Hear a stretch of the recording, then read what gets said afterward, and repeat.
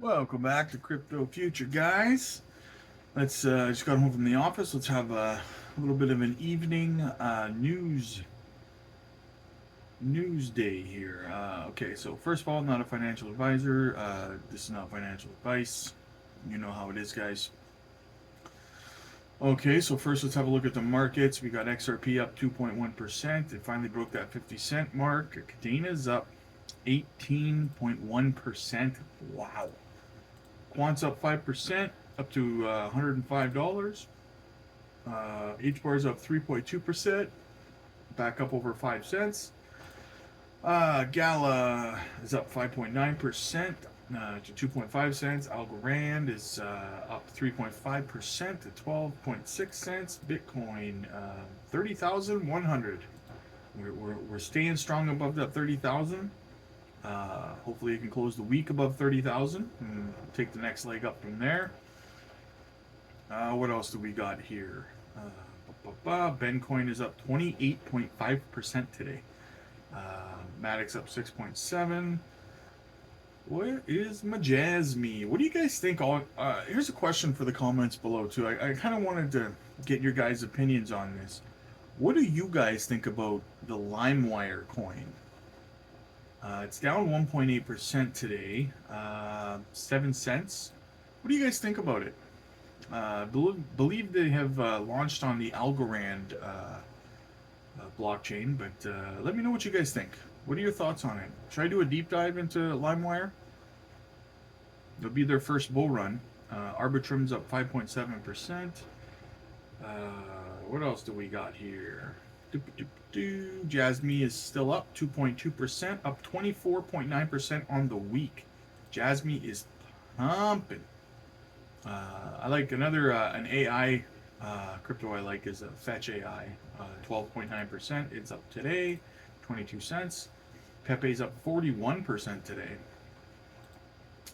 Okay, let's have a look at what's going on today. Okay, so first off, we've got news from Binance. Binance launches a regulated platform in Kazakhstan, so they are regulated there.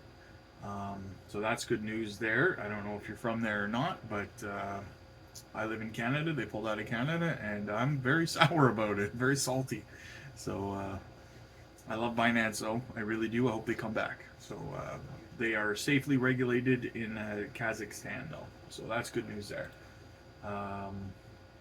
We got a quote here from Powell this morning. He says, crypto appears to have staying power as an asset class. Yeah, no kidding. I've been saying that. We've all been saying that for years, right, guys? But it's bullish that Powell is now coming out and saying it as well, right? Very influential man and powerful man in the finance world. So we've had another ETF application filed with Valkyrie, right? So it's 5 ETF applications in 5 days. BlackRock, Fidelity, Invesco, Wisdom Tree, and now Valkyrie. What about tomorrow? What about the day after that, right? This is getting nuts, you guys. I'm telling you, this could not be more bullish. This was a wet dream 5 years ago. This is crazy. We got the U.S. House Committee to vote. We touched on this morning as well. The U.S. House Committee to vote on crypto stablecoin legislation in July. So think about it this way, guys. You've got now Gary Gensler saying that stablecoins are his next target, right? You've got the U.S. House. We've got Congress talking about passing legislation in next month on stablecoins. Okay.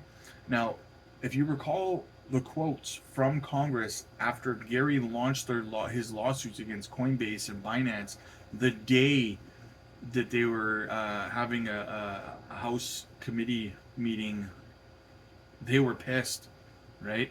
They came out and said that they took it as I can't remember the exact wording, but they took it as hostile towards Congress, a hostile act from Gary towards Congress, right? So how do you think they're going to take it now that they have come out and said that they're going to be passing legislation on stablecoins next month? They've announced this.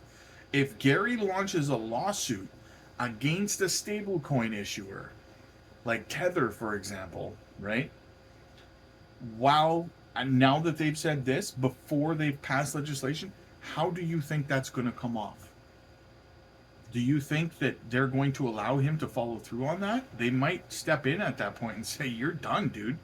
Like, and I've always said that I believe that Gary will resign before they replace him. But if he messes around, if he F's around and finds out, right, they're talking about passing legislation. If he steps in and sues just before they look to pass legislation, I don't know how that's going to go over, guys. That's going to be very entertaining. Very, I mean, it's almost laughable.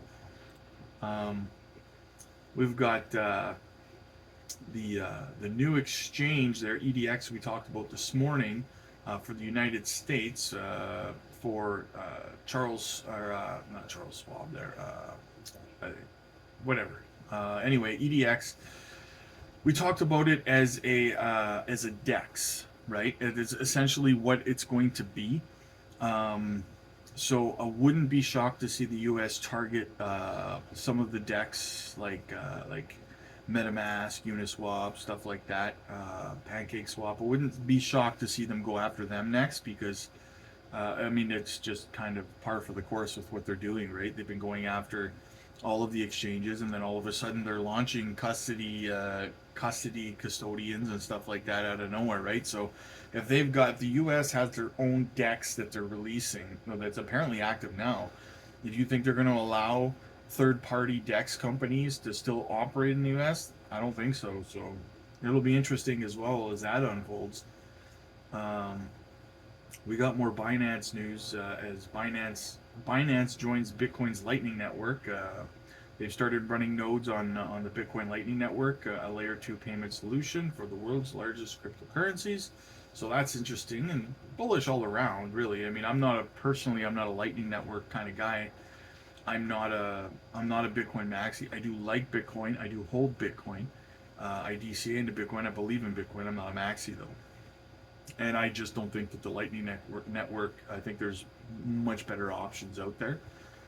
I think they're trying to make it a good option, but it never will be, in my opinion. So we got an announcement here from Avalanche Gaming. There are over 100 plus games on Avalanche with hundreds more on the way. If you're a Web3 gamer, there's something here for you. Follow on Gaming on AVAX to be the first to know about AAA titles like Sharpnel launching on Avalanche subnets. So I do like AVAX. I do like Avalanche. I didn't know. I'm gonna have to do some more research into Avalanche Gaming. I don't know that much about it. I'm more of a Gala kind of guy. I really like Gala and Sandbox as well.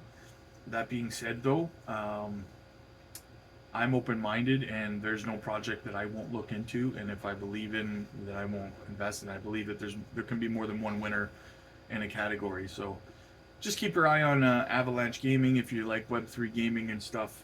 They have over 100 plus games on there. If you like playing them, check them out. I would also recommend that you check out Gala, Spider Tanks, and things like that. Really good games. Another article by Bitcoin Magazine talking about another quote from Powell. He says, "A Fed-issued CBDC is not something we support. If we did have one, it would be intermediated by banks." So Powell is against, and the Fed is against the CBDC rollout. It's very interesting because people say that CBDCs are inevitable and stuff like that, and I kind of see why, but at the same time, you do see some pushback from some branches of government saying, no, we're not doing CBDCs and so on. So it'll be kind of interesting to see where things kind of, play out on this sort of stuff. Because it kind of seems like the government is very divided on a lot of these topics in this market. Another article by CoinMarketCap.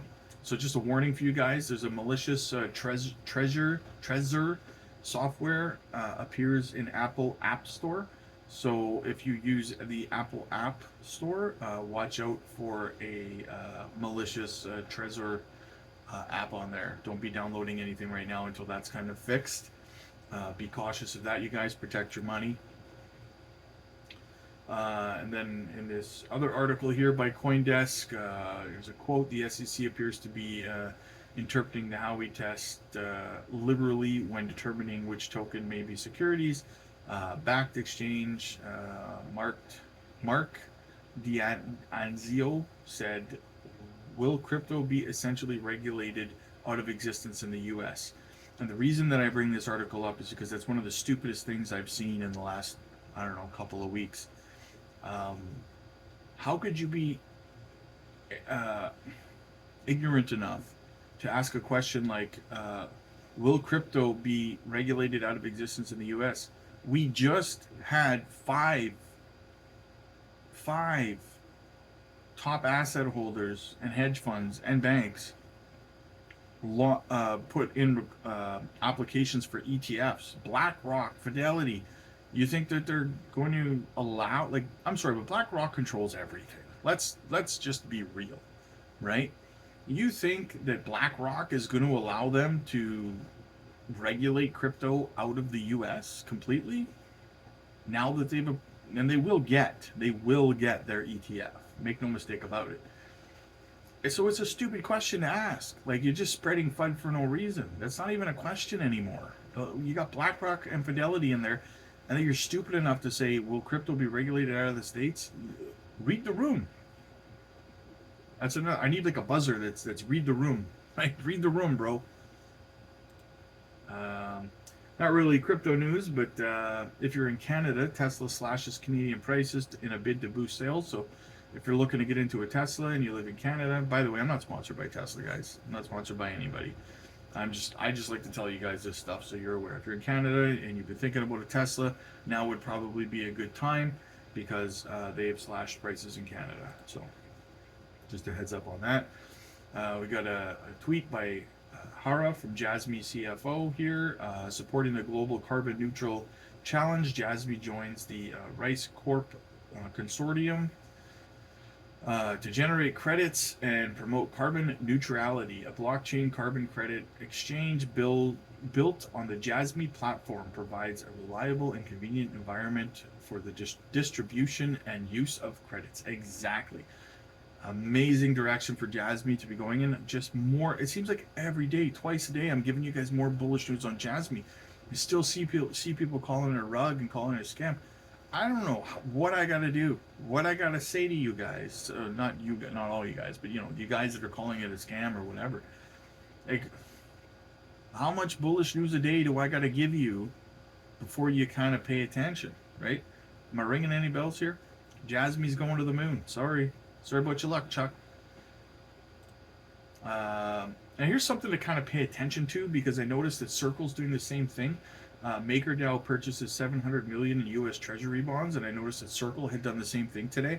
So it's not really anything of super importance yet, but it is something to kind of pay attention to as the story unfolds, why this is kind of happening and why some of these projects are starting to do this. See if more and more companies within the crypto space start doing that, and maybe we'll do a deeper dive into why they're doing it.